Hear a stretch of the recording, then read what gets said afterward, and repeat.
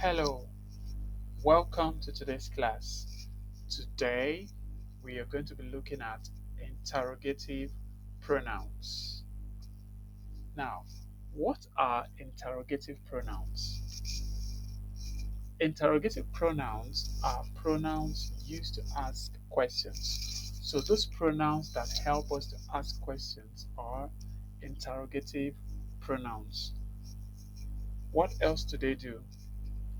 They replace the noun or refer to the noun you are asking about. So, apart from the fact that they help us ask questions, another thing they do is that they replace the noun or they refer to the noun that you are asking about. Now, how many types of interrogative pronouns do we have? There are five basic interrogative pronouns.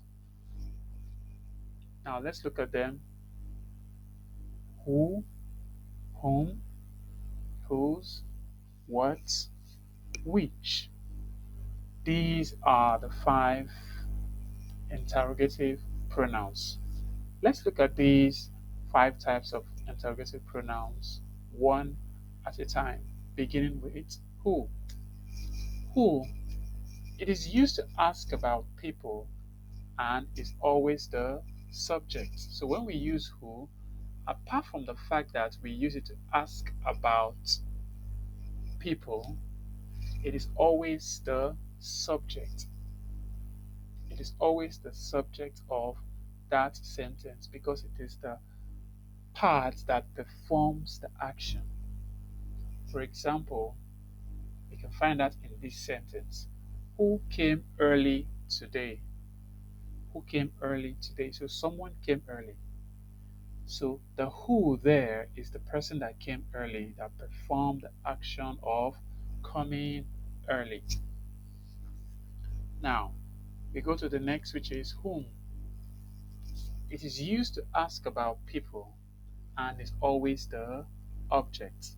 Unlike the who, WHO, which stands as the subject, in this case, the whom stands as the object because it receives the action.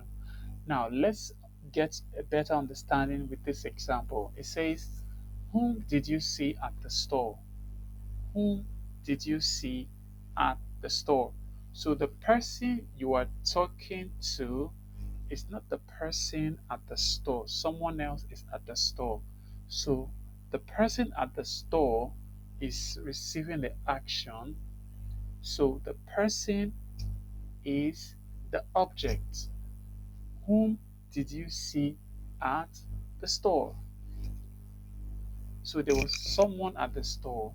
The person at the store is the person that takes the place of the object, which is the whom. Now, we move to the next one, which is whose. It is used to ask about possession or ownership. So we use whose, WHOSE, to find out if something or someone belongs to a person. So let's look at this example. Whose books are these? Whose books are these? So that book belongs to a person. We are trying to find out who the book belongs to. So in doing this, the right interrogative pronoun to use is whose. Whose books are these? We go to the next one, which is what. What? It is used to ask about things, information, or idea, especially when it is unlimited. Unlimited simply means you have so many options to choose from. The options to choose from are unlimited, meaning it's so much that you can't even count it. So let's find out more in this example. What is in the box? What is in the box? So if I ask this question to a lot of people, they have different things to say.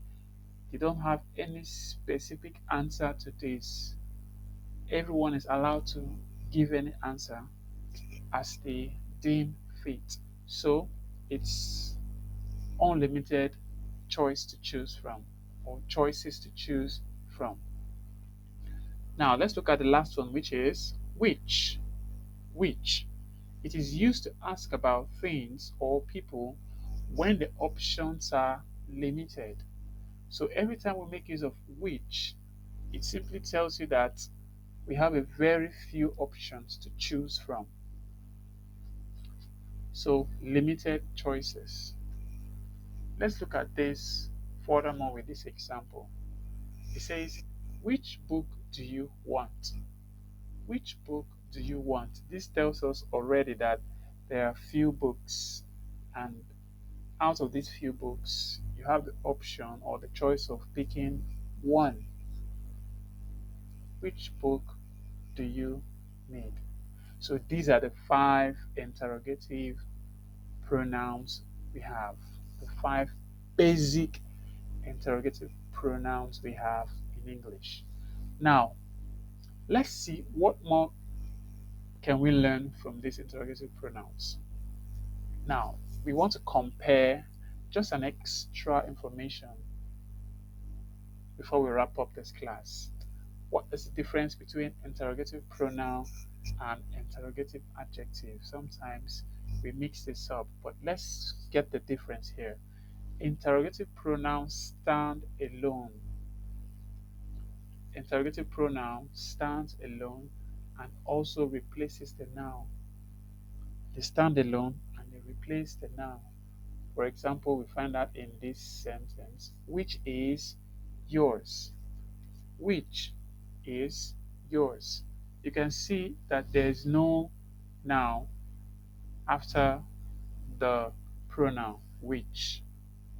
So that makes it an interrogative pronoun. But when we go to interrogative adjective, you can see that it comes before the noun. So you have the interrogative pronoun and you have a noun just following it. So what does it do? It modifies the noun, giving us more information about the noun, which is which. So the option of choosing. So we have in this example, which book is yours? Which book is yours? So the which is modifying the noun book, telling us that we have a situation of choosing from a lot of other books. So this brings us to the end of today's class. I hope you learned something today. Yes, I'm sure you did learn something. So don't forget to keep learning and keep growing. And finally, if you're not subscribed to this channel, please click on the red label showing subscribe to be part of what we're doing here, and so that you get notification whenever I post a new video. So I'll see you in our next class. Bye.